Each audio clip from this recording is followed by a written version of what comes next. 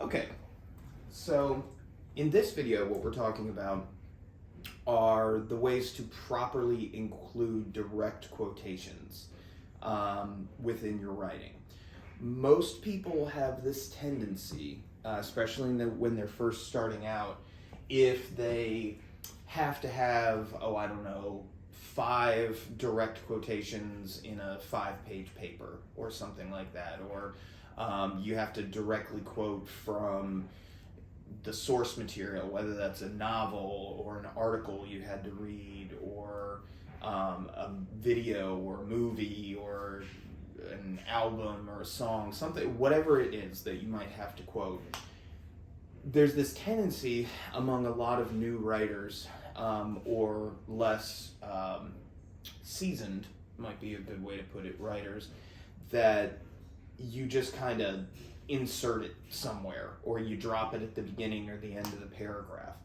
And what that does is it creates a choppiness, like a lack of smoothness to your end product. And what it does is it kind of seems like you're going along and your reader is, understanding your voice and understanding your way of approaching the material, and then sort of out of the blue, you just get this completely other sounding perspective. And it may be saying the same things, but it just sort of seems like sometimes these quotes come out of nowhere just because you had to get them in there. So if you are not familiar with the difference between a direct quote, which is the one in quotation marks, and you have to cite it, whether it's MLA, APA, Chicago, whatever the style is you're being asked for, it needs to have some type of attribution to where you got that information from, and you need to present it in quotation marks word for word. That's different than paraphrasing, which is where you take something that someone else has written and try and put it into your own words. You still need to give the original person credit for it, but you don't have to worry about quotation marks since you're not actually quoting the person. If you need more information on that, please check out the videos I've made both on citation and the difference between a direct quote and a paraphrase. So the idea behind how you successfully integrate direct quotations into your work is threefold. So there are 3 steps. And these ideally are 3 separate sentences. So you're going to first, before you ever put a quotation mark down, you're going to introduce the quote to us. Maybe you tell us who the author is, or maybe you tell us the name of the book or the publication or how you accessed it or something along those lines. Maybe you explain who the author is in the greater sense of whatever it is you're writing about. But you need to have at least part of a sentence, if not a whole one, that is introducing your readers to the concept that you are going to be presenting them with somebody else's work.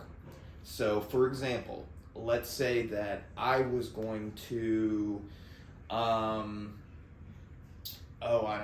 let's say I was writing a paper about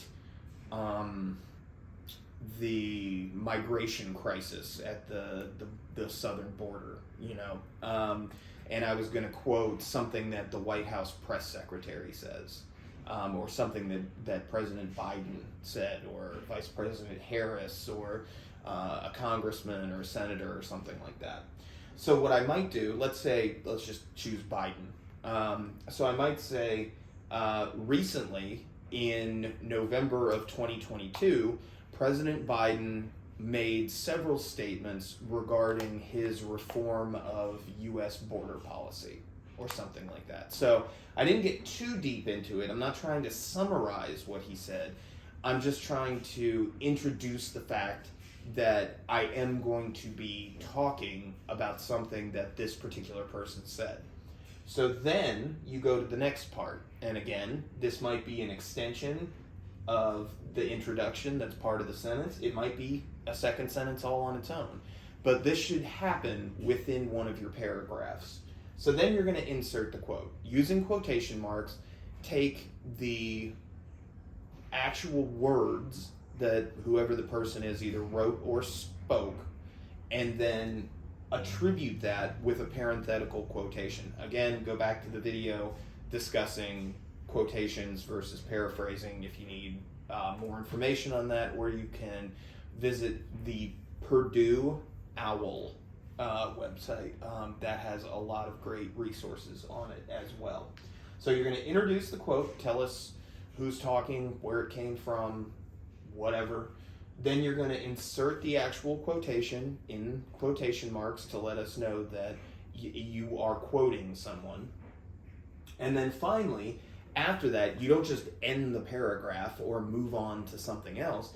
You need to explain what that quote means, as well as give us some context as to why you decided to use it. So you don't have to get too in-depth with this, but what I would like, and I think your professors would as well, is give us some understanding as to why you felt that this was important to include in this, or if the quote is complicated or may require a little bit of extra background knowledge, then you supply that to the reader. The whole goal of this 3-step process is to make sure your reader feels comfortable, that your quotes don't seem to be coming out of nowhere with no context, and that they get a good understanding of what the message is that you're trying to put forth for your readers. So it avoids clunkiness, and it just makes the overall experience a little bit more. It definitely makes it easier for your readers, but it also gives it a more rich academic kind of feel to it, as opposed to just like, I had to put 5 quotes in there, so I put 5 quotes in there. So if you can integrate your quotes in these 3 steps, introduce it, quote it, explain it, then you will have a much easier time reaching the people, your audience that you're trying to reach with your writing. Okay? So just remember, 3-step process, and then don't just dump a direct quotation or something like that on somebody, because it's going to read weird. It's going to make it seem like you just kind of had to have it in there, and it doesn't really go with anything. So this will allow you to maintain a nice, smooth transition from your thoughts to someone else's. All right.